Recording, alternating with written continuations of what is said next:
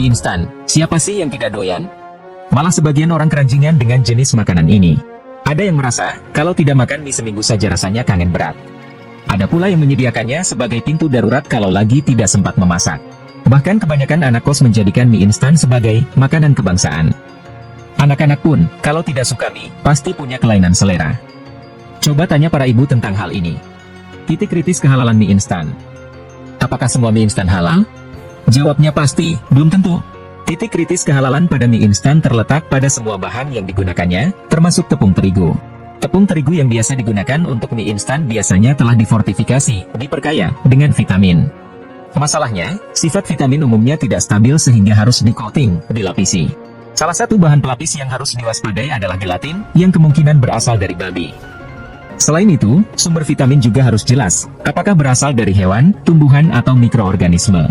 Sedangkan bahan-bahan lain yang harus diwaspadai darinya adalah 1. Bumbu dan pelengkap. Bumbu yang digunakan antara lain adalah MSG atau vetsin.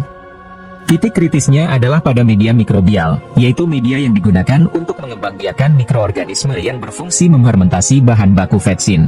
Sedangkan bahan pelengkap mie instan adalah bahan-bahan penggurih yaitu HVP dan yeast extract. HVP atau hydrolyzed vegetable protein merupakan jenis protein yang dihidrolisasi dengan asam klorida ataupun dengan enzim. Sumber enzim inilah yang harus kita pertanyakan, apakah berasal dari hewan, tumbuhan, atau mikroorganisme. Kalau hewan tentu harus jelas hewan apa dan bagaimana penyembelihannya. Sedangkan yeast extract yang menjadi titik kritis adalah asam amino yang berasal dari hewan. 2. Bahan penambah rasa. Bahan penambah rasa atau flavor selalu digunakan dalam pembuatan mie instan. Bahan inilah yang akan memberi rasa mie, apakah ayam bawang, ayam panggang, kari ayam, soto ayam, bakso, barbeku, dan sebagainya. Titik kritis flavor terletak pada sumber flavor tersebut. Kalau sumber flavor dari hewan, tentu harus jelas jenis dan cara penyembelihannya. Sementara flavor yang berasal dari rambut atau bagian lain dari tubuh manusia, statusnya adalah haram. 3. Minyak sayur. Minyak sayur menjadi bermasalah bila sumbernya berasal dari hewan atau dicampur dengan lemak hewan. 4. Solid ingredient. Solid ingredient adalah bahan-bahan pelengkap, dapat berupa sosis, suiran ayam, dan sebagainya. Titik kritisnya tentu pada sumber hewani yang digunakan.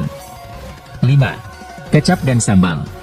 Kecap dan sambal pun harus kita cermati.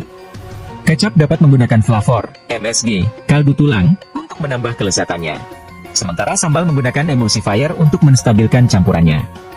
Emulsifier dapat berasal dari sumber hewani yang harus kita ketahui dengan jelas.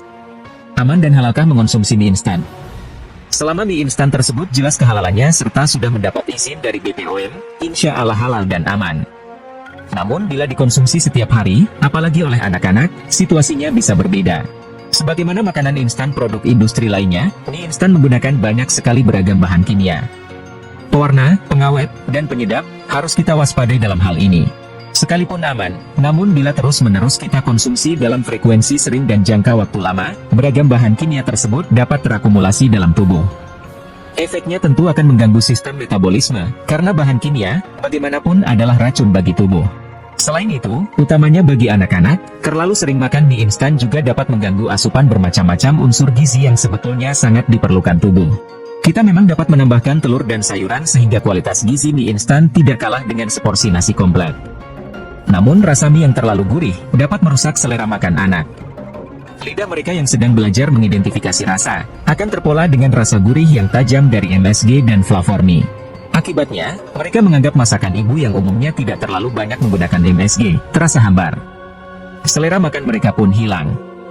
Akhirnya, mau mie lagi, mie lagi. Lalu, berapa banyak konsumsi ideal mie instan perharinya? Menurut ahli diet Mount Elizabeth Hospital, Seo Vivian, seperti dikutip dari The Straits Times via Kompas.com, batas aman makan mie instan dalam seminggu adalah 1-2 kali. Sementara, melansir The New York Times via Kompas.com, Dr. Frank D. Cook, Profesor Nutrisi dan Epidemiologi di Harvard, merekomendasikan untuk konsumsi mie instan 1-2 kali dalam sebulan. Makan mie instan beberapa kali dalam seminggu dapat menimbulkan masalah kesehatan. Selain lantaran kandungan lemaknya, kadar natriumnya juga mesti diwaspadai. Dalam sebungkus mie instan lengkap dengan satu paket bumbu, terkandung natrium sebanyak 1.700 mg. Jumlah tersebut 85% lebih banyak dari rekomendasi jumlah asupan natrium harian. Padahal, konsumsi garam atau natrium yang berlebihan dapat meningkatkan risiko tekanan darah tinggi dan stroke. Celakanya, kandungan zat gizi lain yang juga dibutuhkan tubuh, seperti protein, vitamin, dan mineral lainnya sedikit saja. Itu sebabnya juga, orang yang hanya makan mie instan saja tiap hari, ia akan terancam mengalami kekurangan unsur gizi tertentu seiring berjalannya waktu.